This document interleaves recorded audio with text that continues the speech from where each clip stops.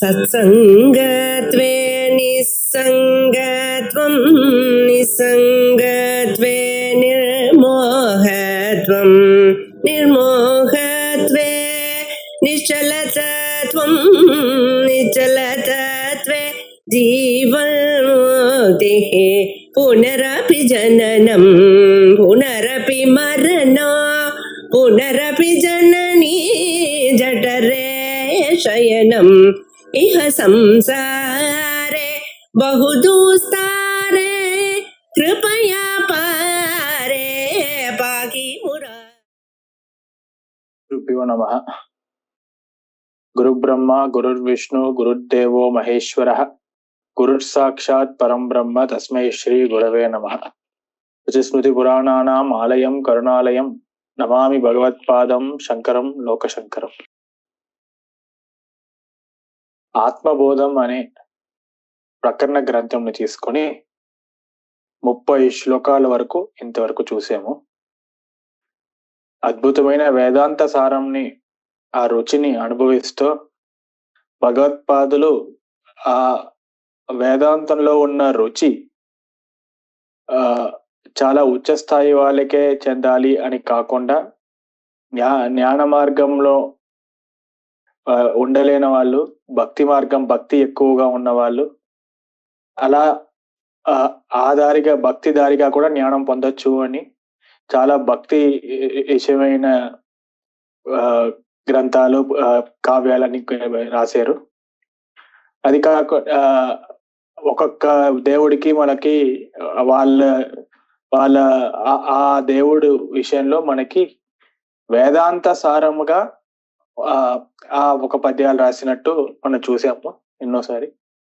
కానీ వేదాంతం అన్నది అందరికీ పట్టుపడాలి. అందరూ వాళ్ళు నిజమైన స్వరూపం ఏంటి, వాళ్ళు మనుష్య జన్మకి వాళ్ళకి కారణం ఏంటి, వాళ్ళు ఈ మనుష్య జన్మలో పొందవలసింది ఏంటి అని ఎప్పటికైనా తెలుసుకోవాలి. అదే వాళ్ళ జన్మం ఒక సార్థక్యం దానివల్లే అవుతుంది అని తెలుసుకోవాలని అత్యంత కృపతో మనకి ఉపనిషత్తులు బ్రహ్మసూత్రాలు అన్ని చదివే మనకి అంత జ్ఞానము అది లేకపోయినాను దీని ఒక పరిచయ రూపంగా ఆత్మబోధం అనే గ్రంథంని మనకి ప్రసాదించారు. దాంట్లో ఇంతవరకు 30 శ్లోకాలు చూసామండి. 30వ శ్లోకంలో మనం ఏం చేసామంటే, మనం ఇంతకుముందు నిషిధ్య నిఖిలోపాధి నేతి నేతీతి వాక్యతః విద్యాదైక్యం మహావాక్యే జీవాత్మ పరమాత్మనోహో అని, ఆత్మ అంటే ఏంటి అంటే నేతి నేతి ఇది కాదు అది కాదు అది కాదు అని ఒక్కొక్కటిగా నిషేధం చేసుకుంటూ వెళ్తే మిగతా ఉన్నదే ఆత్మ అని, ఇది మనం మహావాక్యాలు ఉపనిషత్ మహావాక్యాల దారిగా తెలుసుకోవాలి అని మనకి 4 మహావాక్యాలు ఒక్కొక్క వేదంలోనూ ఒక్కొక్క మహావాక్యం ఉంది. ఋగ్వేదంలో ఐతరేయ ఉపనిషత్తులో ప్రజ్ఞానం బ్రహ్మ అని, యజుర్వేదంలో బృహదారణ్యక ఉపనిషత్తులో అహం బ్రహ్మాస్మి అని, సామవేదంలో చాందోగ్య ఉపనిషత్తులో తత్వమసి అని, అథర్వణ వేదంలో మాండోక్య ఉపనిషత్తులో అయమాత్మ బ్రహ్మ అని 4 వాక్యాలు తీసుకుని ఈ 4 వాక్యాలు మహావాక్యాలు అనుకుంటాం. ఈ మహావాక్యాల వల్ల మనం ఆత్మ యొక్క స్వరూపంని తెలుసుకోవాలి అని చెప్పబడింది. ఇక్కడ ఒక ముఖ్యమైన విషయం వాళ్ళు తెలుసుకోండి. ఆత్మ యొక్క స్వరూపంను తెలుసుకోవాలి అంటే దానివల్ల మోక్షము అంటే, అందరికీ ఆత్మ అంటే తెలుసు కదండి. అందరికీ నేను నువ్వెవరు అనే దాంట్లో ఎవరికి ఎంత చిన్న పిల్లాడైనా ఏమాత్రం సందేహము ఉండదు. నేను ఇలాంటి వాడు, నేను ఈ అబ్బాయి, నా పేరు ఇది, నేను ఈ స్కూల్లో చదువుతున్నాను, నేను ఈ ఉద్యోగం చేస్తున్నాను, నాకు పలానా వాళ్ళ నా భార్య పిల్లలు నా అమ్మ నాన్న అని అందరూ చాలా గొప్పగా చెప్పుకుంటూ వస్తారు. వాళ్ళ గురించి చెప్పుకుంటే వాళ్ళకి ఎవరికైనా చాలా ఇష్టం వాళ్ళ గురించి వాళ్ళు చెప్పుకోవడానికి. అలా ఉండగా మరి నా స్వరూపం నాకు ముందే తెలుసు అంటే నాకు మోక్షం వచ్చినట్టే కదండి అంటే అలా కాదు. మనకి ఆత్మస్వరూపం అంటే ఆత్మ మన లోపల ఉన్న ఆత్మను, ఆ బ్రహ్మను ఐక్యంని తెలుసుకోవడము. ఆ బ్రహ్మ పరమేశ్వరుడు అని అంటాం, బ్రహ్మ అని అంటాము. ఆ భగవంతుడు ఎవరో కాదు, ఎక్కడో నా లోపలే ఉన్నాడు. ఆ పరమేశ్వరుడు యొక్క స్వరూపమే నా ఆత్మ, నేను వేరే, ఆ పరమేశ్వరుడికి వేరే కాదు అని ఆ జీవ పరమేశ్వరులకి ఐక్యం ఎవరు తెలుసుకుంటారో వాళ్ళకే మోక్షం అన్నది ప్రసాదిస్తుంది అని. మోక్షం అన్నది ఏదో కొత్తగా ఏదో సృష్టి అయి వచ్చేది కాదు, మన లోపల ఉంది, మన అందరూ అనుభవిస్తూనే ఉంటాం ప్రతిరోజు. కానీ మనలో ఉన్న అవిద్య వల్ల, కించిజ్ఞత్వం, నేను ఈ జీవుడే, నాకు ఇంతే తెలుసు, ఇది నా శరీరమే, ఈ శరీరం ఒకటే నాది, ఈ ఇంద్రియాలు ఒకటే నాది అని ఎవరెవరు అనుకుంటా ఉంటారో వాళ్ళకి ఈ అవిద్య అన్న వల్ల ఈ మోక్షం అన్నది కనిపించకుండా, ఈ చీకటి ఏమో వెలుతురుకి ఎలా అడ్డుగా ఉంటుందో, ఆ చీకటి పోతే వెలుతురు ఆటోమేటిక్ గా వస్తుందో, అలాగే ఈ అజ్ఞానం అన్నది పోతే ఈ జ్ఞాన రూపమైన మోక్షం నిశ్చయంగా బ్రహ్మస్వరూపం మనకి కలుగుతుంది అని మహావాక్యాలు చెప్తున్నాయి అని ఇంతకుముందు చూసాము. ఇప్పుడు 31వ శ్లోకం నుంచి ఆరంభం చేసి చూద్దాం.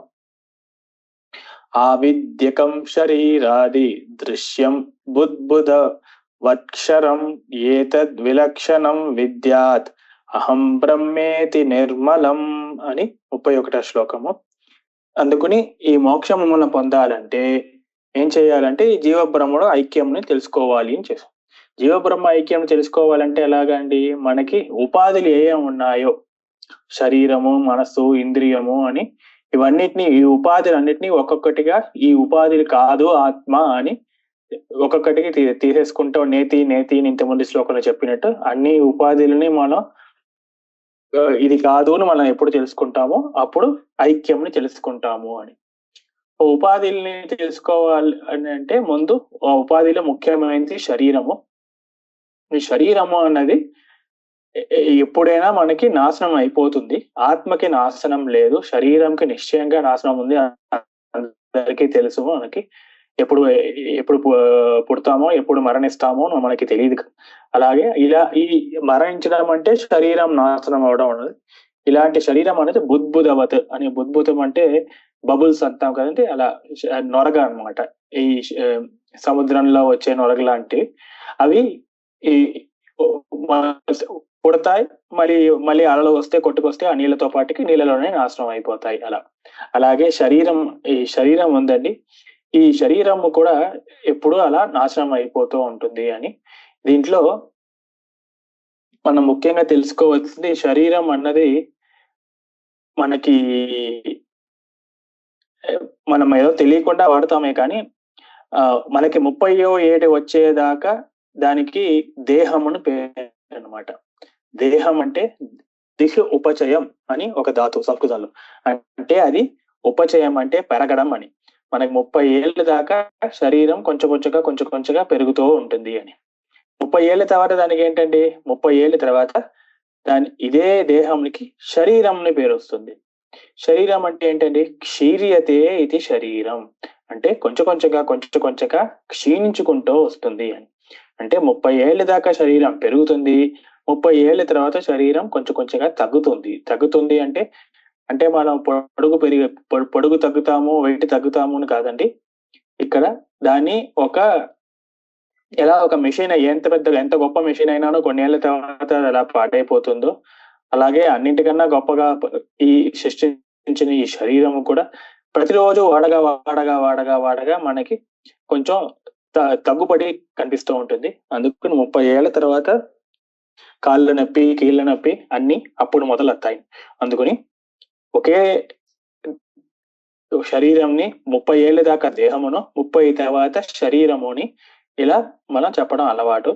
ఇలా 30 ఏళ్ళ దాకా పెరిగి 30 ఏళ్ళ తర్వాత తగ్గి ఆఖరికి ఇంకా అది పని చేయదు అనగా మరణం అనేది పొంది, అప్పుడు భగవద్గీతలో చెప్పినట్టు దేహినోస్మిన్ యథా దేహే కౌమారం జరాయత అని, ఒకే శరీరంలో ఈ కౌమారం, ఈ ముసలితనం ఇవన్నీ ఎలా అనుభవిస్తాడో మళ్ళీ అదే శరీరంని కొన్ని ఏళ్ళ తర్వాత వదిలేసి పాత బట్టల్ని వదిలేసి కొత్త బట్టలు తీసుకున్నట్టు పాత శరీరంని వదిలేసి కొత్త శరీరంని తీసుకుంటాడు అని భగవద్గీతలో చెప్పినట్టు ఈ శరీరం నాశనం అవుతుంది.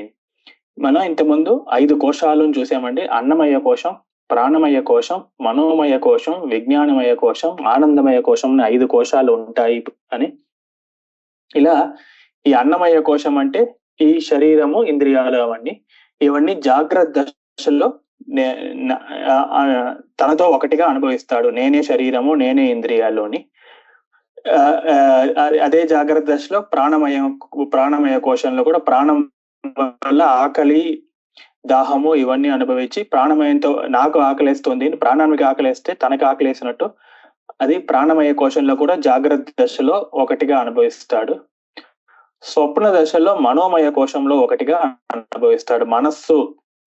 మనోమయం, విజ్ఞానమయం. మనస్సులో నేను ఇలా ఆలోచించి ఇలా స్వప్నాన్ని పొంది స్వప్నంలో అయ్యేవన్నీ నిజము అని అనుకుని అదే నిశ్చయం చేసుకుని బుద్ధి వల్ల అలా స్వప్న దశల్లో మనస్సు బుద్ధితో ఒకటిగా తన ఉన్నట్టు తన నిర్ణయం చేస్తాడు. అలాగే ఆనందమయ కోశంని సుషుప్తి దశలో, ఈ జాగ్రత్త దశలో నేను నా ఇంద్రియాలతో ఒకటిగా అనుకున్నాను, ఏ స్వప్న దశలో ఏ ఒక్క నేను మా మనస్సు బుద్ధితో ఒకటిగా అనుకున్నాను, ఇవన్నీ కాకుండా ఇవన్నీ ఏదీ లేదు, నేను ఒక్కటే ఉన్నాను అని ఆనందమయ కోశంలో ఆనందం అనుభవిస్తాడు. అది సుషుప్తి దశలో అని అందుకుని ఇవన్నీ విడిగా వీళ్ళు అనుభవిస్తున్నాడు. కనుక ఇవన్నీ అనుభవించేది ఎవరు అంటే ఈ ఒక ఆత్మ జాగ్రత్త దశ అనుభవిస్తున్నాడు, స్వప్న దశ అనుభవిస్తున్నాడు, సుషుప్తి దశ అనుభవిస్తున్నాడు. అందుకని ఈ అనుభవించే దానికి అన్నిటికన్నా అతీతంగా వీడు ఉండాలి. అలాగే 5 అన్నమయ కోశం, ప్రాణమయ కోశం, మనోమయ కోశం, విజ్ఞానమయ కోశం, ఆనందమయ కోశంని ఈ 5 కోశాలతో ఒకటిగా తన ఉన్నట్టు అనుకుంటున్నాడు. కానీ 5 కోశాల కన్నా వేరుగా ఉన్నాడు. ఈ 5 కోశాల కన్నా వేరుగా అలా ఒక్కొక్కటిగా అనుకునేది వాడికన్నా వాడు వేరుగా ఉంటాడు అని. అనుభవించేవాడు తన అనుభవం కన్నా నిశ్చయంగా వేరుగా ఉంటాము అని మనం లోకంలో చూస్తూ ఉన్నాము. నేను ఇలా సుఖం అనుభవిస్తున్నానంటే నేను వేరే, సుఖంని వేరే. అలాగే నేను ఈ 5 కోశాలతో ఐక్యం అనుభవిస్తున్నానంటే నేను వేరే, ఈ 5 కోశాలు వేరే. నేను జాగ్రత్త దశను అనుభవిస్తున్నానంటే నేను వేరే, జాగ్రత్త దశ వేరే. చూసేవాడు వేరే, చూసే వస్తువు వేరే. అనుభవించేవాడు వేరే, అనుభవించే వస్తువు వేరే. ఈ అన్నిటినీ చూపించే వెలుగు వేరే, వెలుగులో కనిపించే వస్తువులు వేరే. అలాగా ఈ అనుభవించేవాడు ఈ ఆత్మ, చూసేవాడు ఆత్మ, తన వెలుగు వల్లే ఇచ్చి మిగతా అన్ని ప్రకాశించేది ఈ ఆత్మ. దేన్ని అనుభవిస్తున్నాడో, దేన్ని చూస్తున్నాడో, ఏ ఒక్క పదార్థాలు ఉన్నాయో ఇవన్నీ తనకన్నా వేరైంది ప్రపంచము అని మనం క్లియర్ గా ఆత్మస్వరూపం అంటే ఏంటి అని ఇలా తెలుసుకున్నాము. అలా ఆవిద్యకం శరీరాది దృశ్యం బుద్బుదవత్ క్షరం. క్షరం అంటే ఇంతకుముందు చూసాం క్షీణించేది, క్షరం క్షీయతేది శరీరం అని. ఏతద్ విలక్షణం విద్యాత్. ఈ శరీరం కన్నా విలక్షణముగా ఉంది ఆత్మ అని తెలుసుకో. అహం బ్రహ్మేతి నిర్మలం. నేను ఈ యొక్క నిర్మలమైన బ్రహ్మ అని తెలుసుకో అని 31వ శ్లోకం తెలుసు అనమాట. ఆవిద్యకం శరీరాది దృశ్యం బుద్బుదవత్క్షరం ఏతద్ విలక్షణం విద్యాత్ అహం బ్రహ్మేతి నిర్మలం అని 31వ శ్లోకం చూసాము. దాని తర్వాత 32వ శ్లోకము. దేహాన్యత్వాత్మే జన్మ జరాకార్ష్య లయాదయ శబ్దాది విషయై సంగో నిరీంద్రతయా నచ అని 31వ శ్లోకం. ఎందుకంటే శరీరం కన్నా విలక్షణం నేను అని ఎప్పుడు నేను నిశ్చయం చేస్తానో ఆ శరీరంలో ఉన్న ధర్మాలన్నీ నాకు చెందవు అని అప్పటికప్పుడే మనం తెలుసుకోవాలి. జన్మం పుట్టుక, జర ముసలితనం, కార్ష్యం అంటే మళ్ళీ అన్ని క్షీణించడం అంటే శరీర విధంగా మొత్తం కాకుండా మానసిక విధంగా కూడా అన్ని క్షీణించడం. లయం అంటే మరణం అని. అలా మనకి శరీరంలో వచ్చే కష్టాలంతా జర మృత్యు అంటాము. మనసు వల్ల వచ్చే కష్టాలు శోకము మోహము అంటాము. ప్రాణం వల్ల వచ్చే కష్టాలు అశన పిపాస అని అంటే ఆకలి దాహము అని. ఇలా ఒక్కొక్క ఇంద్రియాల వల్ల ఒక్కొక్క మనకి కష్టమో రోగమో అలా వస్తూ ఉంటుంది. కానీ ఇవన్నిటికన్నా ఈ ఆత్మ వేరైనది కనుక ఈ రోగాలు ఈ కష్టాలన్నీ ఆత్మకి పొందినవి కాదు. దేహాన్యత్వ దేహము కన్నా మనం భిన్నంగా ఈ ఆత్మ ఉంది కనుక నమే నాకు కాదు జన్మ జరా కార్ష్య లయాదయ. జన్మము, ఈ ఈ ముసలితనము, మానసిక కష్టాలు, మరణము, ఇవన్నీ ఏదీనే నాకు చెందినవి కాదు. నేను ఇవన్నీ ఏదీని అనుభవించట్లేదు. ఎలా అయితే ఈ ఈ సెన్స్ ఆర్గన్స్ అంటాం కదా, శబ్దాది విషయ సంగో, శబ్ద విషయాలు, ఈ ఇంద్రియాలు, ఈ ఇంద్రియాలు నేను కాదు కనుక, ఇంద్రియాలు నేను కాదు, ఇంద్రియాల వల్ల అనుభవించే పదార్థాలు నేను కాదు అని ఎలా అంటానో, అలాగే శరీరం నేనే కాదు కనుక శరీరం వల్ల వచ్చే కష్టాలు నాకు కాదు అని వాడు తెలుసుకోవాలి అని. ఇది 32వ శ్లోకం నుంచి 5 శ్లోకాలు. ఆ శ్లోకాలు ఏంటంటే మన ఇలా మోక్షం అంటే మన జీవ బ్రహ్మ ఐక్యం అని, అది మనం ఎలా తెలుసుకోవాలి, మన మోక్షం రావాలంటే మనం ఏం చెయ్యాలి అంటే, ఇలా ఒక తపస్సు చెయ్యాలి. నేను బ్రహ్మకి నేనంటే ఏంటి, నా ఒక నిజమైన స్వరూపం ఏంటి అని అలా మనసులో ఆలోచించి ఆ రకంగా తపస్సు చేయాలి అని చెప్పడం కోసం 32వ శ్లోకాల నుంచి 5 శ్లోకాలు చూస్తున్నాం. దాంట్లో మొదటి శ్లోకము, శరీరము కన్నా భిన్నమైంది నేను కనుక శరీర ధర్మాలు నాకు రావు. ఈ పుట్టుక, మరణము, ముసలితనం అన్నది నాకు చెందినవి కాదు, అది శరీరంకి చెందినవి. ఆ శరీరంలో ఉంటుంది అంటే నేను అది అనుభవిస్తాను, అంతటితో అయిపోయింది. దానివల్ల నేను ఏ విధంగానూ నాకు కష్టము ఉన్నట్టు నేను అనుకోను అని. అది 32వ శ్లోకం. దేహాన్యత్వాత్మ మే జన్మ జరాకార్షలయాదయ శబ్దాది విషయ సంగో నిరీంద్రతయా నచ అని 33వ శ్లోకం. అమనస్త్వాత్మ మే దుఃఖ రాగద్వేష భయాదయ అప్రాణో హ్యమనా శుభ్ర ఇత్యాది శృతి శాసనాత్ అని. ఇది 33వ శ్లోకం. శరీరం నేను కాదు, అందుకని శరీరంలో ఉండే కష్టాలు నాకు కాదు అన్నట్టు. అలాగే మనస్సు నేను కాదు కనుక మనసులో ఉండే కష్టాలు కూడా నాకు వచ్చినవి కాదు అని వాళ్ళు తెలుసుకుంటాడు. అందుకని అమనస్త్వాత్, నేను మనస్సుతో ఐక్యం కాదు కనుక నమే దుఃఖ రాగ ద్వేష భయాదయ. దుఃఖము, రాగం అంటే అటాచ్మెంట్, ద్వేషం అంటే అది నాకు కావాల్సింది నాకు పొందలేదు అంటే దానివల్ల వచ్చే కోపము, భయము. అలా భగవద్గీతలో చాలా అద్భుతంగా మన లోకంలో ఎందుకు మనం దుఃఖము, శోకము, మోహము ఎందుకు అనుభవిస్తాము అని చెప్పడం కోసం ఒక 3 శ్లోకాలు.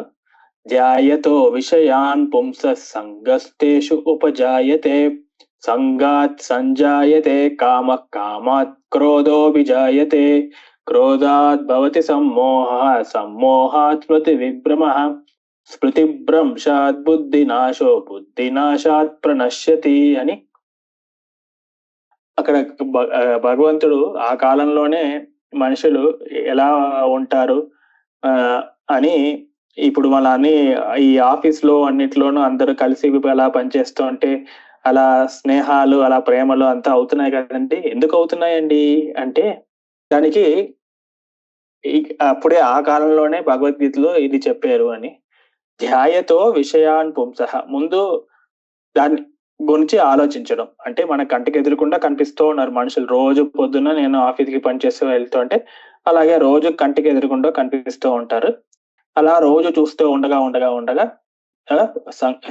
జాయతో విషయాన్ పుంసః సంగః తేషు ఉపజాయతే, వాళ్ళతో ఒక సంఘం అనిపిస్తుంది, స్నేహం అనిపిస్తుంది. రోజు అలా చూస్తూ మాట్లాడకుండా ఉండలేం కదండి, అందుకని మాట్లాడుతూ సంగాత్ సంజాయతే కామః, అలా మాట్లాడుతూ ఉంటే నాకు మాట్లాడితే బాగుంది కదా అని చెప్పి మనసులో ఒక చిన్న ఆశ వస్తుంది.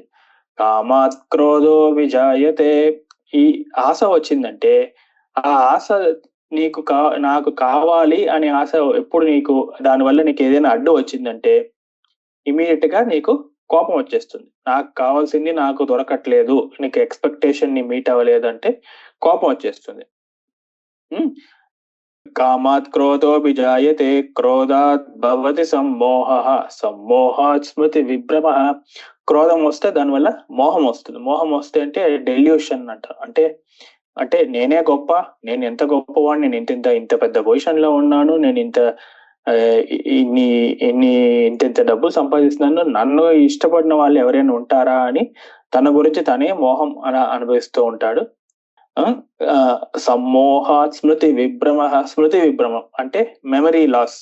అంటే తను ఎంత బాగా పెరిగాడు, వాళ్ళ అమ్మ నాన్న ఎంత బాగా పెంచారు, అవన్నీ ఏవన్నీ మంచి గుణాలు, ఒక సొసైటీలో ఎలా బిహేవ్ చేయాలి, ఒక మిగతా మనుషులతో ఎలా ఉండాలి, అవన్నీ చిన్నప్పటి నుంచి నేర్చుకున్నవన్నీ మర్చిపోతాడు అనమాట. స్మృతి భ్రంశాత్ బుద్ధి నాశో. స్మృతి నాశం ఏంటంటే ఇంకా బుద్ధి నాశం. అంటే ఒక డిసిషన్ మేకింగ్ కేపబిలిటీ, ఏ ఒక సిచ్యువేషన్ లో మనం ఎలాంటి బిహేవియర్ ని ఎగ్జిబిట్ చేయాలి, ఎక్కడ ఎలా ఉండాలి అని తన మనసు ఇంకా తన మాట విందనమాట. ఇంకా ఇదే సరి అని వాడు ఎప్పుడు డిసైడ్ అయిపోయాడో ఇంకా మనస్సు తన మాట విండు. అది ఎలా నన్ను ఇష్టపడకుండా ఉంటారు, అది ఎలా నాతో మాట్లాడకుండా ఉంటారు అని ఈ డిస్క్రిమినేటివ్ పవర్ అనేది పోతుంది అనమాట. ఇంకా సరి తప్పు అనేది తెలియకుండా చేస్తాడు. అప్పుడు బుద్ధినాశాత్ ప్రణశ్యతి, అదే తను నాశనానికి కారణం అవుతుంది అని.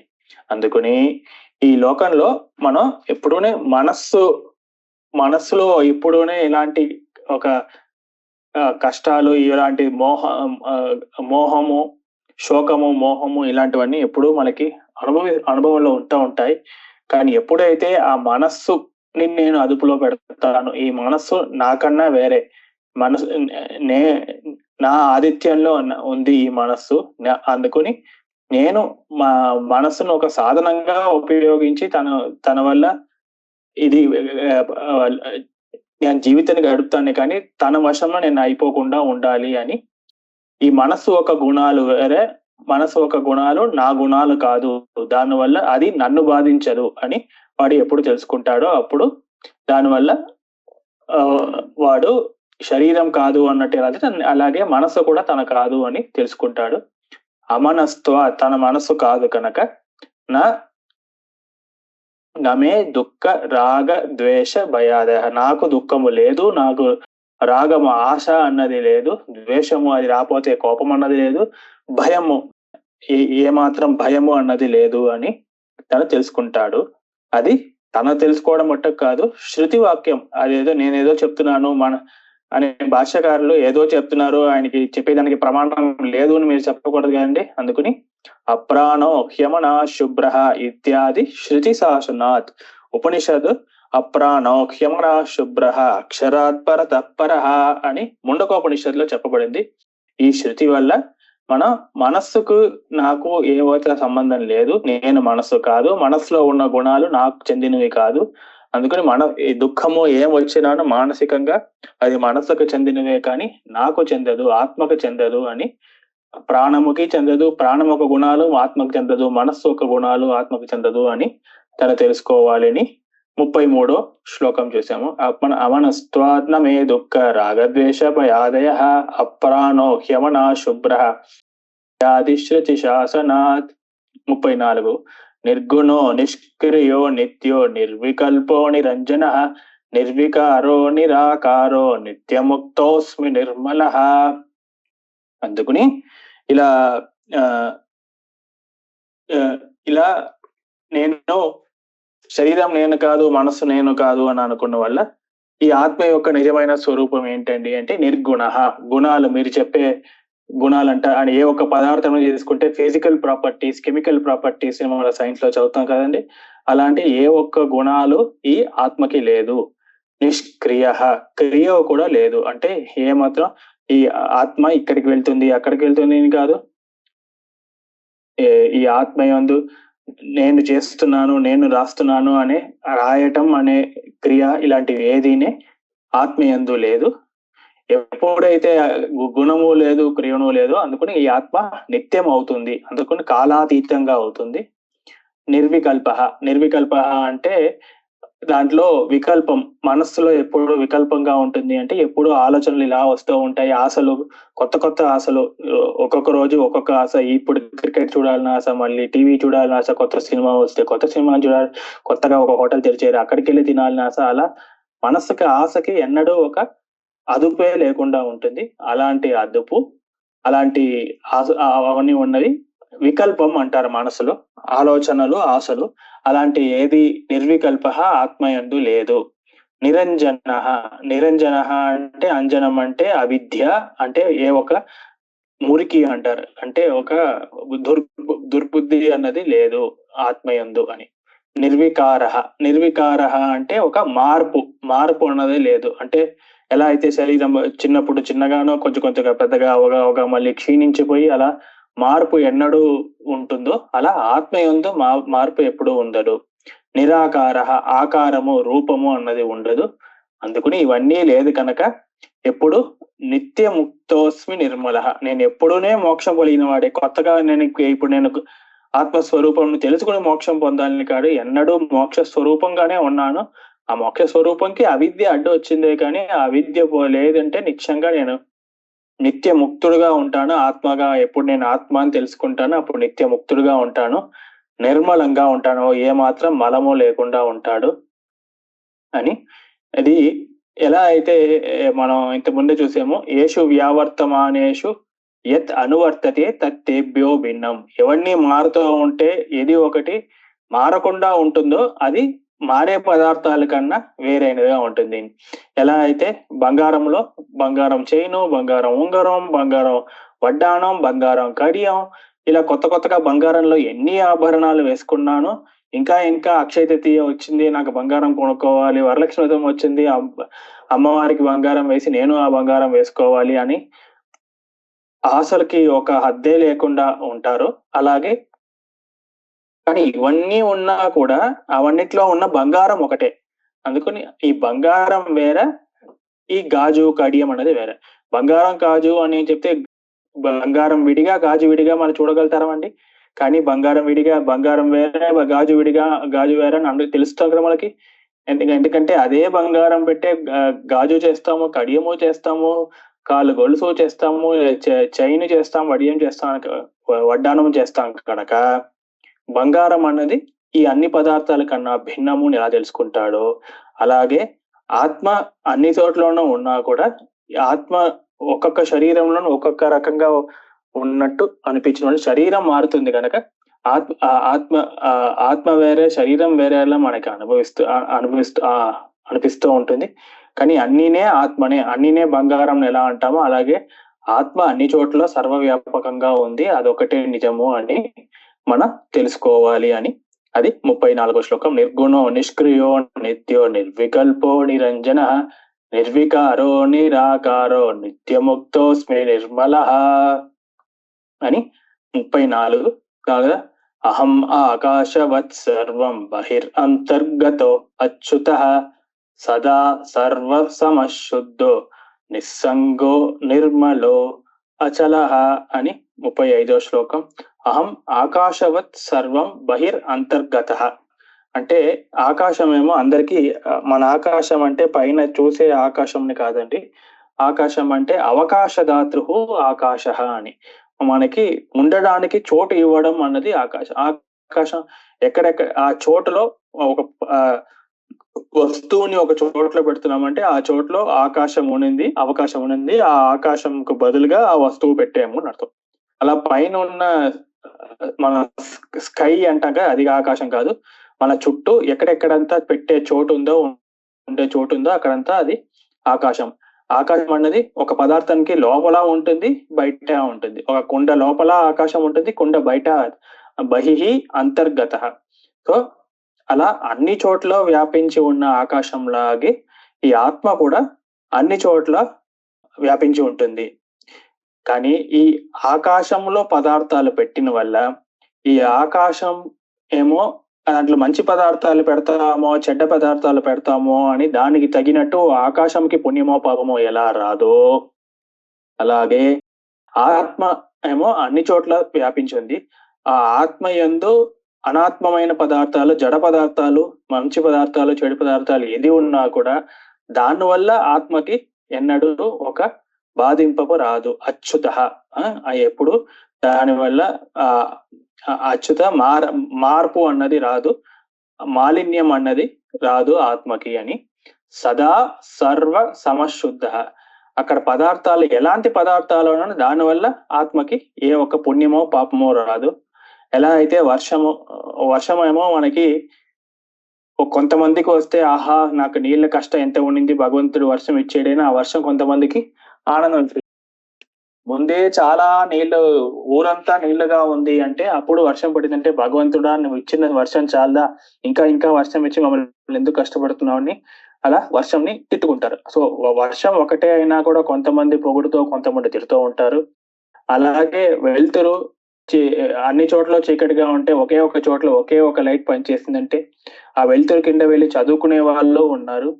ఆ వెలుతురులో కింద లైట్ కింద వెళ్ళి పేకాట ఆడేవారు ఉన్నారు. దానివల్ల పేకాట ఆడిన వాళ్ళు లేకపోతే చదువుని వాళ్ళు ఆ లైట్ కి ఏ ఒక్క పుణ్యమో పాపమో రాదు.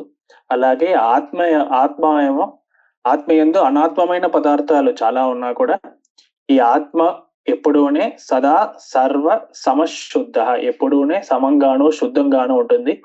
నిస్సంగ, దాంతో సంగం ఉండదు. అంటే అక్కడ ఏ పదార్థాలు ఉన్నాయో దానివల్ల ఆత్మకు సంఘం ఏది ఏర్పడకుండా దానివల్ల పుణ్యమో పాపమో ఉండదు కనుక నిర్మలంగా అతి శుద్ధంగా ఆత్మ ఎప్పుడు అచలహ అని, ఎప్పుడు కదలిక లేకుండా అత్యంత శుద్ధంగా ఎప్పుడు ఉంటుంది అని ఆత్మ యొక్క స్వరూపము. ఇలా 35వ శ్లోకం ఇలా అంటా మనం ధ్యానం చెయ్యాలి అని 5 శ్లోకాల్లో చూసాం. 35వ శ్లోకం అహం ఆకాశవత్ సర్వం బహిర్అంతర్గతోచ్యుత సదా సర్వ సమశుద్ధో నిస్సంగో నిర్మలో అచలః అని 35వ శ్లోకం చూసాము. ఇలా సగం దాటామండి ఆత్మబోధములో. ఇంకో సగం సముద్రంని మనం వచ్చే క్లాసుల్లో మళ్ళీ కలిసి మళ్ళీ ఇలాగే అత్యంత అద్భుతంగా ప్రసంగించుకుందాం.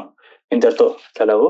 ఓం సహనావవతు సహనౌ భునత్తు సహ వీర్యం కరవావహై తేజస్వినావధీతమస్తు మా విద్విషావహై. ఓం శాంతి శాంతి శాంతి. శ్రీ గురుభ్యో నమః. హరి ఓం. నమస్కారం.